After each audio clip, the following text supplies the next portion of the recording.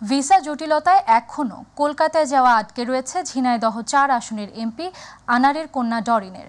Visa পেলে আজ বা কাল সকালে কলকাতায় যাবেন ডরিন। সকালে কালীগঞ্জে এমপির বাসভবনের সামনে সংবাদ সম্মেলনে কথা জানান তিনি।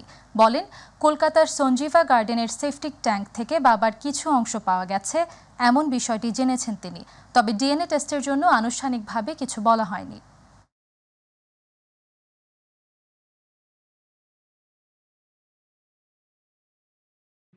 আমার সাথে কথা হয়েছিল যে আমি জিজ্ঞেস করছিলাম যে আসলে কি আপডেট, লাস্ট আপডেটটা কি। আর এখনো পর্যন্ত আমি কোনো আপডেট পাইলাম না বা কি হলো বিষয়টা। তো ওনারা আমাকে বললো যে হচ্ছে আপনি ইন্ডিয়াতে আসেন, সাথে আপনার চাচাকে আনতে পারেন অথবা আপনার ব্লাডের কাউকে নিয়ে আসতে পারেন। এরকম তো আমাকে বিষয়টা ওইভাবে ক্লিয়ার করেনি যে কেন কি জন্য, এরকম বলেনি আর কি। হ্যাঁ, হারুন আঙ্কেলের সাথে কথা হয়েছে আমার।